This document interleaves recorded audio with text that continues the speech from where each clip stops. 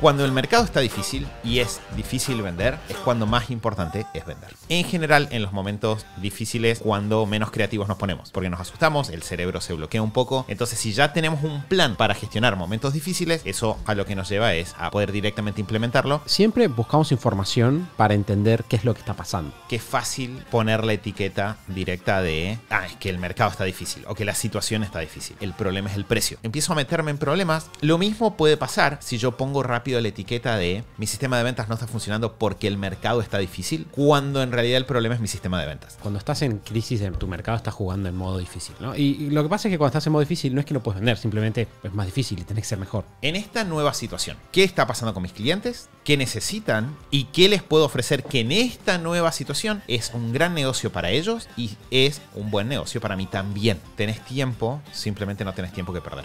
Muchas veces las personas actuamos como si no tuviésemos tiempo y estamos como todo apresurados y eso nos lleva a cometer errores que acá no sirve. O sea, en esta situación, si se fijan, mucho de lo que va a traernos resultados es justamente actuar con calma. Lo que no puedo hacer es perder el tiempo. ¿Sentís que el mercado está raro? ¿Que antes las ventas fluían y ahora todo se demora, se cuestiona o directamente se enfría? ¿Que haces lo correcto pero igual la demanda, los tiempos y la confianza no se comportan como antes? Hola, ¿qué tal a todos? Bienvenidos, este es el show de superhábitos.com y hoy en el episodio 588 vamos a contestar estas preguntas y muchas otras más. Porque sí, a veces la corriente nos va en contra y las ventas no acompañan. Notamos que los compradores dudan más, eligen por precio y con eso aumenta la presión en nuestras campañas y también en nuestros equipos. En esos momentos parece que la única que queda es resignarse, pero no es así. Significa que necesitas otra lectura del contexto y un nuevo set de movimientos para encararlos. En este episodio vamos a meternos en lo que realmente cambia los resultados en momentos duros de mercado. Cómo diagnosticar rápido qué está frenando tus ventas, qué señales de advertencia no puedes ignorar y qué tácticas usar para aumentar tus ingresos cuando hay incertidumbre. Mi nombre es Santiago Salom y hoy voy a estar conversando en este tema con no solamente mi colega podcaster de siempre, sino además una persona con la cual pasamos campañas de venta juntos. Hemos tenido épocas de crisis y hemos aplicado muchas de las cosas que vamos a estar charlando hoy, además de trabajarlo con clientes entre nosotros. Así que bienvenido, Mati. Muchas gracias, Santi. Me pone contento estar hoy acá para conversar estos temas. Si este episodio te es de utilidad y crees que sería bueno que más personas recibieran este mensaje, puedes dejarnos una reseña en Spotify. Es muy simple, entra a Spotify desde un teléfono, busca el show de Super Hábitos y hace clic en el puntaje de estrellas que vas a encontrar debajo de la portada. Un poco como para hacer una pequeña introducción. Este es un tema que cada tanto aparece y teníamos la consigna, el objetivo de tratar de generar un episodio que nos quede para todos en la comunidad como guía para esos momentos difíciles. Puede ser que alguno de ustedes diga, esto es lo que me está pasando exactamente ahora, caso en el cual llegaron al lugar correcto. Si no, igual creo que es bueno de alguna forma ya tener estas herramientas guardadas, porque en general en los momentos difíciles es cuando menos creativos nos ponemos, porque nos asustamos, el cerebro se bloquea un poco. Entonces, si ya tenemos un plan para gestionar momentos difíciles, eso a lo que nos lleva es a poder directamente implementarlo en lugar de tener que salir a aprender ahí. Bien, si quieres, Mati, podemos empezar un poquito a meternos directamente en el tema. El paso número 1, y esto lo voy a decir por práctica, es siempre buscamos información para entender qué es lo que está pasando, ¿no? Acá en nuestras notas internas dice información para entender la causa, pero yo voy a ir un paso antes y voy a decir, queremos buscar información para entender lo que está pasando. Muchas veces sucede que cuando entramos a campañas de ventas no tenemos métricas de las campañas. No voy a profundizar en ese tema ahora, pero siempre es importante en la medida que podamos tenerlos, porque podemos caer en la idea de que algo anda mal cuando en realidad no anda mal, ¿no? Eso es de vuelta una advertencia que tienen que tener todos, ¿no? Yo de repente digo como, siento que las ventas no anduvieron bien. Y cualquier persona que haga llamadas de ventas sabe que si vos tenés 3 llamadas de ventas seguidas malas, tu cerebro automáticamente piensa como, oh Dios, esto no funciona. Bien, cuando en realidad quizás venís de 7 que anduvieron bien y en realidad estás espectacular. Entonces, paso número 1 es siempre chequear si tenemos datos, bien, que nos ayuden a verificar si las cosas realmente nos están dando bien y no es solamente una impresión. Más allá de eso, sí. No, iba a decir, creo que es muy importante ese punto, porque algo que tiende a pasar cuando estamos en un momento difícil del negocio es que es fácil poner la etiqueta directa de es que el mercado está difícil o que la situación está difícil. Que de hecho, algo que también pasa mucho con los emprendedores es que tendemos a poner muy rápido la etiqueta de el problema es el precio. ¿No? El problema es el precio del servicio. ¿Por qué? Porque por un lado, tiende a ser, ¿no? Cualquier persona compraría o recibiría nuestros servicios si fueran gratis. O la mayoría de las personas, ¿no? Obviamente, si yo regalo las cosas, va a haber más personas que lo acepten. Y eso me lleva a pensar bueno, si bajo el precio, más personas lo van a aceptar. Lo cual quizás es correcto, pero no significa que no me estén comprando por el precio. Porque probablemente no me están comprando porque sienten que para ese precio el servicio está muy caro, lo cual en realidad significa que sienten que no lo necesitan, o que sienten que esto no va a resolver su problema, o que no sienten que lo vaya a resolver suficientemente rápido, o así, ¿no? Hay un montón de otras causas que muchas veces, si las resolvemos, nosotros podemos no solo sostener, sino incluso a veces mejorar el precio que cobramos sin meternos en problemas. Entonces, así como pasa eso con el precio, de que tenemos que ser muy cuidadosos de no poner esa etiqueta rápida de, no, el problema es el precio, y porque nos mete en un camino peligroso, ¿no? De empezar a bajar precios. Con eso, sobre todo cuando somos profesionales, dueños de negocios de servicios, empieza a bajar el valor de nuestras horas. Entonces, para ganar lo mismo necesito trabajar más, ¿no? Empiezo a meterme en problemas. Lo mismo puede pasar si yo pongo rápido la etiqueta de mi sistema de ventas no está funcionando porque el mercado está difícil, cuando en realidad el problema es mi sistema de ventas. Porque ahora vamos a hablar de un montón de ajustes que podemos hacer para los momentos en los cuales el mercado efectivamente puede estar difícil, que puede ser el mercado en términos de algo nacional, puede ser una industria, ¿no? Puede ser una industria que está atravesando un momento muy peculiar, puede ser una temporada baja dentro de mi industria, ¿no? O sea, puede haber múltiples causas que generen un mercado difícil. Pero si yo pongo la etiqueta de que el mercado está difícil sin mirar información objetiva de si eso es real o no, es muy probable que empiece a tomar malas decisiones. Porque si el problema en realidad no es el mercado, sino que mi oferta no es buena o que mi sistema de ventas no es bueno, y yo simplemente le echo la culpa al mercado, en lugar de cambiar algo que cambiando traería resultados, voy a empezar a hacer ajustes como de emergencia que no hacían falta o que no eran necesarios. Y ahí, punto número 1 que Santi dijo es buscar qué información tenemos objetiva del negocio. Y un punto número 2 es tratar de comparar esa información en la medida de lo posible con información de la industria. Porque si a toda la industria le está pasando de que este mes es un mes bajo, bueno, probablemente hay algo macro que está sucediendo y que tengo que resolver. Si yo tengo la peluquería, ¿no? a mitad de una cuadra, y en la cuadra siguiente hay otra peluquería, y a mí me está yendo mal, y a la otra peluquería está teniendo un muy buen mes o el mejor mes de su historia, entonces el problema no es tener una peluquería, es otra cosa.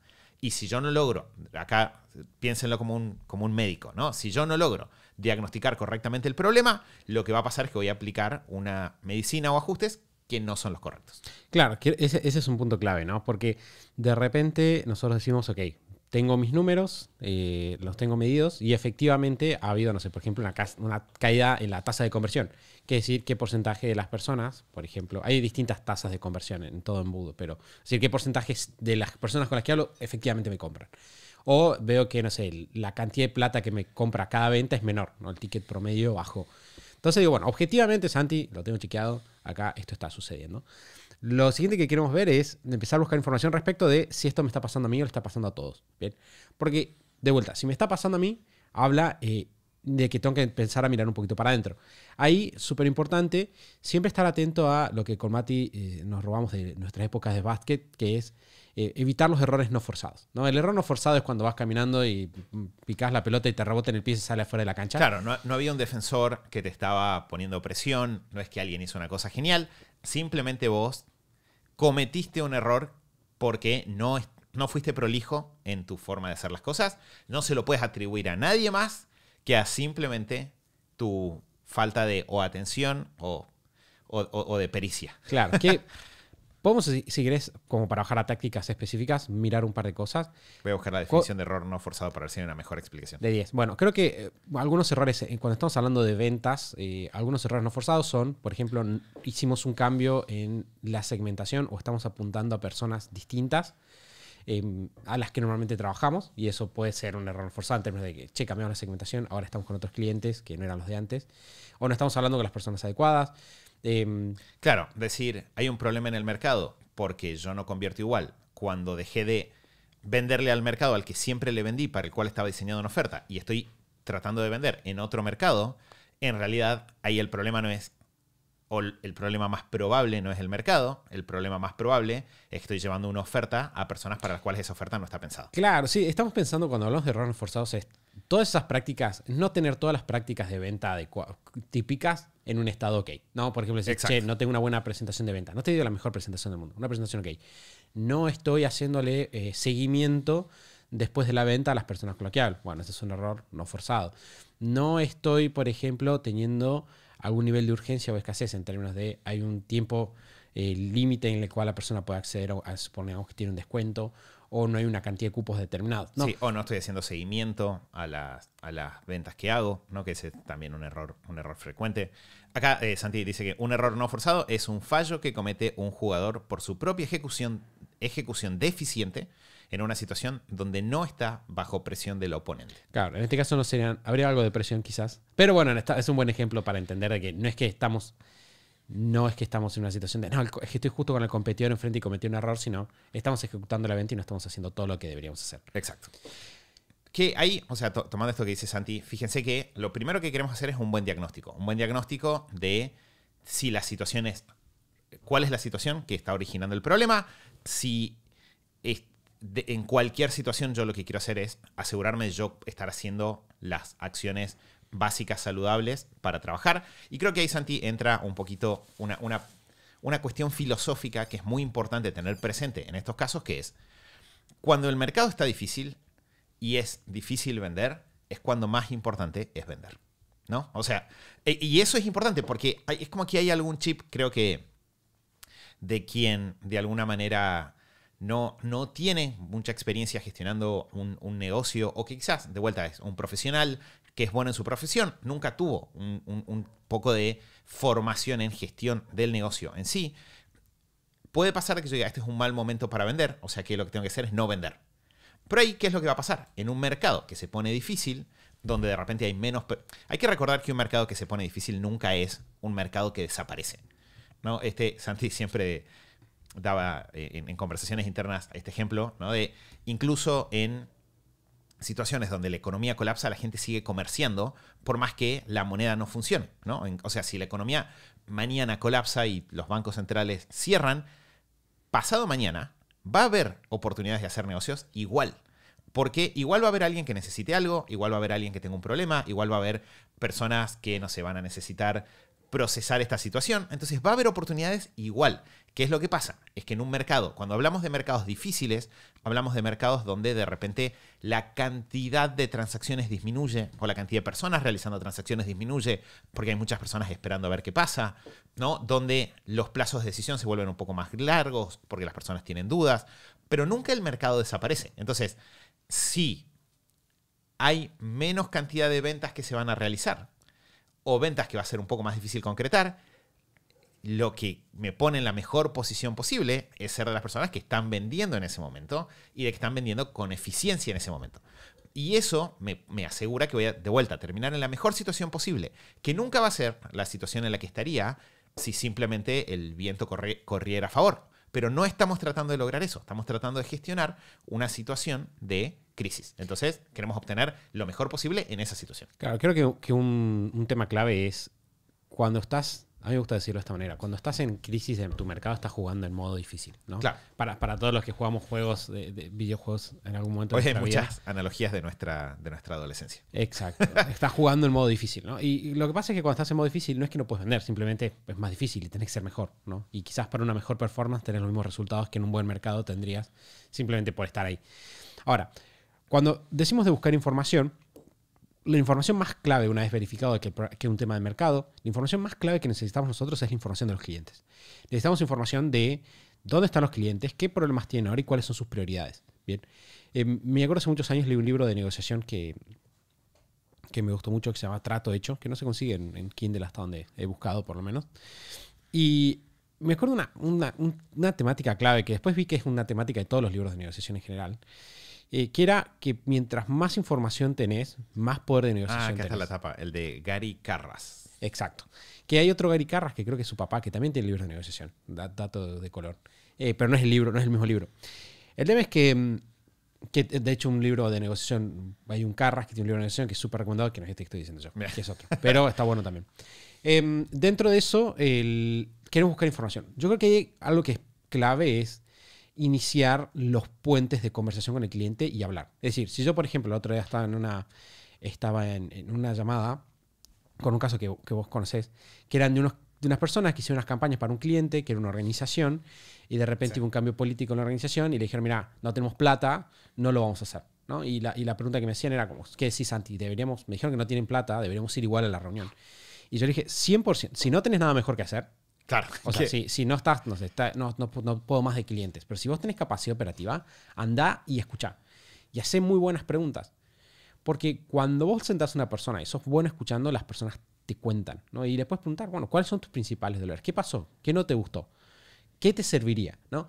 Y ese tipo de información que viene directamente del cliente y que nace de escuchar. Y yo creo que hay que ser a veces sutil y a veces no. De hecho, para esta llamada le dije, si ustedes la ven, esa es una expresión muy, muy argentina, ¿no? Si ustedes la ven, en la llamada preguntarle, ¿cuál es tu presupuesto? ¿Cuánto puedes gastar? ¿No? Y empezar, ¿cuánto estás gastando en estas cosas que nosotros te vamos a ayudar? Porque toda esa información que esta persona te da es, de alguna manera, si la ponemos desde tu lado, tu arma, pero al mismo tiempo es tu herramienta para ayudar al cliente a solucionar sus problemas, ¿no? Si el cliente te explica, mira, yo estoy gastando tanto, mi presupuesto es tanto, vos decís, mira, no te puedo dar todo lo que te iba a dar antes, pero sí puedo hacer algo que sea un gran negocio para vos con esta información que me diste. Entonces, siempre lo primero es abrir los canales de comunicación. Si estoy haciendo un embudo de ventas, un sistema de ventas, que es uno a muchos, por ejemplo, un webinar, tenés que abrir los canales de venta. O sea, porque en la llamada de venta la tenés a la persona enfrente o tenés el contacto uno a uno. Pero a veces cuando estás en hacer modo charla masiva o un lanzamiento o lo que sea, uno dice, bueno, pero Santi, ¿cómo hago? Bueno, levantá el teléfono y escribirle a las personas una por una. Esa es una práctica que yo creo que la gente no hace y es muy importante. Si vos tenés un embudo que no está andando bien, lo que tienes que hacer es agarrar, salir de tu pedestal de yo doy charlas para 1000 personas, abrir WhatsApp y mandarle un mensaje a una persona y decirle como, hey, vi que estabas interesado en el programa y no te sumaste. ¿Qué fue lo que pasó? ¿Qué te hizo dudar? ¿No? Y empezar a recolectar esa información es el primer paso para después poder empezar a hacer lo que sigue. Exacto, porque lo que vamos a tener que hacer a continuación, ahora que sabemos que hay una dificultad en el mercado y que estamos tratando de entender, hablando con los clientes, cuál es la nueva situación de mercado, ¿sí? De vuelta, no, el mercado no desaparece, hay una nueva situación de mercado. Lo que vamos a hacer es entender esa nueva situación de mercado y de alguna manera vale la pena acá, lo voy a decir Santi gracioso, ¿no? Pero como espiritualmente dejar ir las expectativas que teníamos de cómo iba a ser los próximos 6 meses y reenfocar y hacernos la pregunta de, bueno, en esta nueva situación, ¿qué está pasando con mis clientes?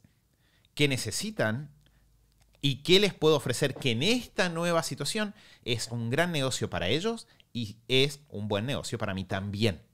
Y ahí vamos a tener que empezar a pensar de forma un poco creativa. No siempre, esta frase la he contado en el podcast en el pasado, pero recuerdo que me impresionó mucho una vez que leí una entrevista a un empresario, no me acuerdo a quién, que hablaba de si le preocupaban las crisis, y él decía, era una empresa de fiambres o de embutidos, ¿no? Y decía, bueno, no me preocupa porque si el mercado va bien, vendo jamón, si el mercado va mal, vendo mortadela, ¿no? Y era, bueno, una variación del foco de la empresa, ¿no? Fabrico más de esto que en esta nueva situación es valioso. Y pasa, y es interesante si algún día se quieren poner a investigar, que siempre que hay cambios de mercados, hay servicios que se revalorizan, ¿no? De repente, por ejemplo, no sé, en un mercado en alza, la venta de ropa nueva, que de repente va a ser más fácil. En un mercado en baja, el arreglar ropa se vuelve un servicio que quizás llama más la atención, ¿no? Porque permite reducir costos. Y así hay un montón de cosas que en nuevas situaciones pueden resultar valiosas, atractivas, ¿no? El otro día hablaba con un abogado amigo y me decía que está haciendo como que le estaba pasando en una industria en particular en la cual él tenía contactos, que justo había habido muchos concursos preventivos, que es cuando a una empresa le está yendo mal. Entonces, les estaba yendo mal a las empresas, es verdad, pero esta persona tenía mucho trabajo. Y para las empresas era una gran inversión y comprar el servicio de esta persona, porque un concurso preventivo correctamente llevado a cabo es un gran negocio para una empresa. Es hacer bien el proceso de cierre, el proceso de liquidación, vender bien los bienes y tenés que ejecutar cosas. Es importante y se mueve mucho dinero en ese momento. Entonces, fíjense cómo, de vuelta, en diferentes situaciones, muchas veces lo que tengo que hacer es sentarme y pensar, en este nuevo contexto, ¿cuáles de los servicios que yo puedo entregar siguen estando vigentes para los clientes? Y a partir de ahí, un poquito el ejercicio que uno tiende a hacer es un ejercicio de cruzar muchas variables, ¿no? Porque por un lado analizo cuál es la magnitud del cambio en el mercado, ¿no? Es decir, si esto cambió al 100%. Hay veces que hay un cambio del mercado que está más difícil, pero es una baja de un 10%, ¿no? Y quizás hay cosas de la estrategia que no hace falta cambiar, más que pequeños ajustes en los costos internos y cosas por el estilo. Pero hay veces... Sí, o quizás tenés que tomar, eso también puede pasar, quizás tenés que simplemente tomar más llamadas y aceptar una tasa de conversión menor dentro de un margen aceptable, ¿no? Exacto. O sea, si antes estábamos convirtiendo, no sé, 70% de las llamadas, ahora estamos convirtiendo 40%, bueno, hay que hacer más llamadas y quizás eso, si tu estructura de precio, costos ya es eficiente, no cambies la oferta todavía. Claro, quizás es de vuelta en general un negocio que viene de un periodo de crecimiento, de años buenos. Quizás es eliminar un par de filtros, ¿no? Entonces yo estaba filtrando a, no sé, solo este perfil de clientes, pero si abro un poquito más, ahí tengo un par de personas laterales o marginales que no son el cliente perfecto ideal, sino que tienen otras características y sumarlos me ayuda. Quizás estaba haciendo solo llamadas que ya habían pasado muchos filtros y puedo hacer más llamadas, como decía Santi. Quizás, y esto pasa un montón, Santi, el otro día tuve una conversación sobre esto, quizás me estoy limitando hoy en día a avisar que tengo, por ejemplo, cupos, ver qué personas me contactan y con esas personas hablar, y tengo que empezar a hacer el camino contrario de contactar yo uno a uno a las personas para avisarles que tengo los cupos y tratar de generar la conversación desde ahí, ¿no? A veces es el mismo sistema siendo un poquito más agresivos en un par de lugares o eliminando un par de filtros. A veces me doy cuenta de vuelta que mi oferta en este momento no conecta tanto con el mercado. Y ahí me hago esta pregunta que decíamos, de en este contexto de mercado, ¿qué oferta sí puede ser atractiva? Mencioné hace un rato el ejemplo de las temporadas, ¿no? Supongamos que yo tengo un hotel en una zona de playas. Y bueno, yo sé que mi oferta central es, en el verano, vienen las personas y están disfrutando de la playa. Pero ahora estoy en invierno. Y esto para mí es una temporada baja, es un momento de crisis. Salir con la misma oferta de venir a disfrutar de las playas no me va a llevar a ningún lado. Pero me puedo hacer la pregunta que es, con el set de habilidades y recursos que yo tengo, ¿cuál es una oferta que puedo hacer que sí va a ser relevante en este contexto? Y de repente ahí aparecen los hoteles que muy astutamente aprovechan las épocas invernales para organizar eventos o organizar congresos. Porque es verdad, quizás en este momento la playa no va a ser el atractivo que traiga a la gente, pero yo tengo una estructura que me permite recibir a muchas personas y que estén cómodas. Y eso ahora sirve para alguien que quiere organizar un evento, ¿no? Y de repente, si se fijan, esta pregunta de voy un pasito atrás y pienso, con las habilidades que tengo, ¿qué oferta puedo hacer que sea costo eficiente para mí y para los clientes y que haga que esto funcione? Eso me permite empezar a aprovechar esos recursos de nuevas maneras en estos contextos difíciles. Que es algo que pasa, de vuelta, di el ejemplo del hotel, creo que con ese ejemplo alcanza, Santi, pero pasa con, no sé, con otras...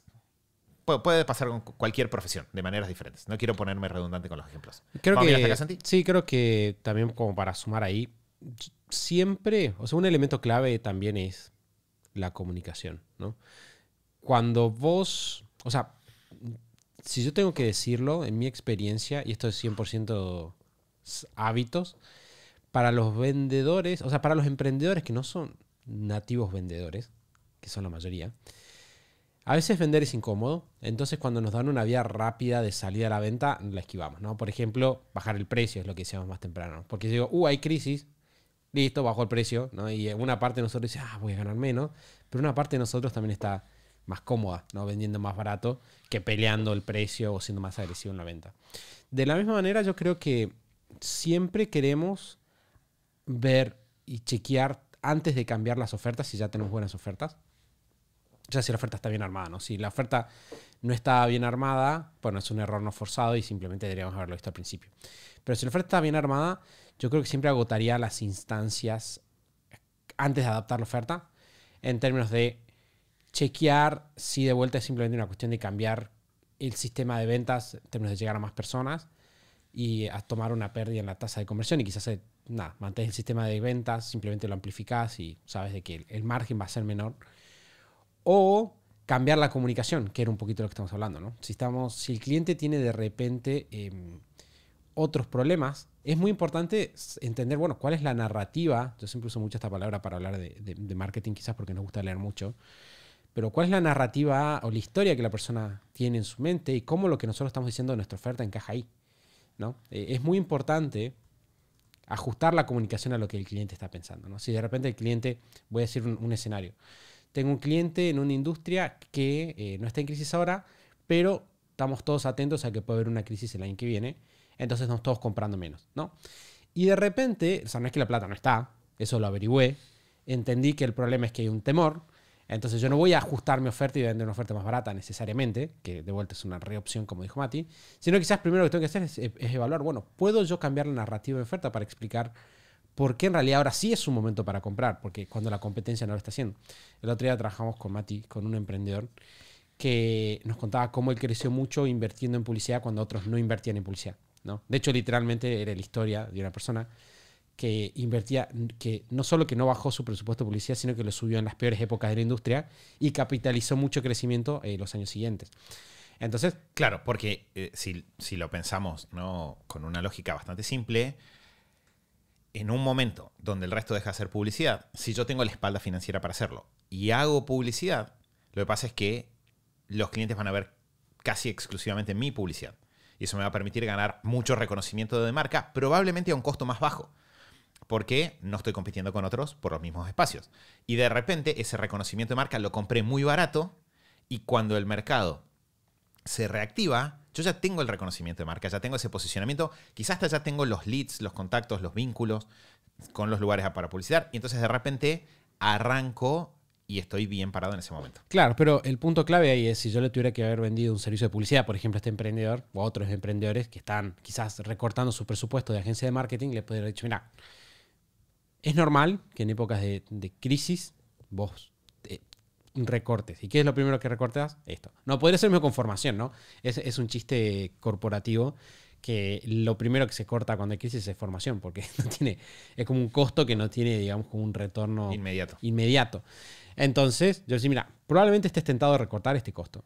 Pero, ¿qué es lo que pasa, no sé, a lo largo de la historia cuando pasa tal cosa? ¿No? Y podría armar mi argumento de ventas por el lado que, o sea, obviamente siempre que sea honesto y sea una buena idea, de que esto puede ser una buena idea. Ahora, además de eso, hay veces que, como dice Mati, sí tenemos que ajustar la oferta y trabajarlo. Creo que quizás, Mati, como una gran conclusión de todo esto es, hablamos un poco de empezar chequeando objetivamente los números. Sí. Después dijimos, buscamos errores no forzados. Una vez que tenemos eso en claro, nos damos cuenta de que en los peores momentos es cuando más atención le tenés que dar a las ventas. Sí. Muchas veces, todo lo contrario a lo que la gente suele hacer. A partir de ahí, buscar información. Las conversaciones son hiper valiosas ahí. Tener conversaciones con los clientes, escuchar, estar atento, pedir números, no tener miedo a que te digan que no. Yo creo que eso es importante. No a que no en la venta, sino a no a la información. Es decir, como, che, vos me puedes contar esto.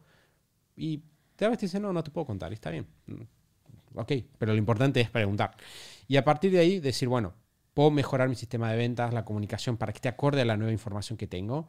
Y después puedo generar ofertas costo eficientes que sean atractivas para los clientes en este momento determinado. Creo que la gran conclusión después de todo esto es, lo que no puedes hacer es no mirar el problema. Claro, procrastinarlo. Es como cerrar los ojos y hacer... Bueno, la típica analogía del avestruz que mete el cuello en el hueco, ¿no? Y, o sea, si el problema está, si la amenaza está, meter la cabeza en un hueco no va a resolverlo. Entonces, creo que en estas cosas... El otro día, Santi, escuché una frase que me gustó un montón que decía algo así como, tenés tiempo, simplemente no tenés tiempo que perder, ¿no? Y era como una frase que la idea era decir, muchas veces las personas actuamos como si no tuviésemos tiempo y estamos como todo apresurados y eso nos lleva a cometer errores, que acá no sirve. O sea, en esta situación, si se fijan, mucho de lo que va a traernos resultados es justamente actuar con calma. en este contexto, ¿no? No seguir como si nada, tampoco cerrarnos, que pueden ser como las reacciones instintivas. Entonces, tenés tiempo, ¿sí? Si detectaste este problema, no tenés que ahora en los próximos 7 minutos resolver qué vas a hacer. Puedes tomarte un par de días o un par de horas. La cantidad de cosas de esto que se pueden hacer, si le dedicamos una mañana entera a pensar en el tema y a levantar el teléfono y llamar personas y hacer preguntas y juntar información, es enorme. Entonces, en estos momentos esa calma funciona. Lo que pasa es que lo que no puedo hacer es perder el tiempo. Justamente en un contexto así, lo que no puedo hacer es esperar que se resuelva solo. Lo que no puedo hacer es operar a prueba y error, porque la prueba y error en general cuesta tiempo, cuesta dinero y nos va a requerir muchas vueltas hasta lograr dar en la tecla. Entonces, todo este trabajo, si se fijan que hablamos nosotros de investigar lo que está pasando, de hablar con las personas, que también es investigar, solo que no es métricas, es juntar información para salir con un curso de acción que sea sólido. Y lo último, sí, ibas a decir algo, Santi. Sí, antes de que termines, o sea, si quieres dar tu idea, yo tengo 2 ideas más que se me acaban de ocurrir que uso mucho en la práctica para estas situaciones y que pueden sumar. Y lo que iba a decir como parte final, también es algo que está bueno sostener en medio de todas estas situaciones. De vuelta ya dijimos que no es el camino número 1, pero es esto de ser consciente que todos los servicios tienen un valor hora, ¿no? Es decir, yo puedo calcular el valor hora de cualquier cosa que yo vendo en mi negocio.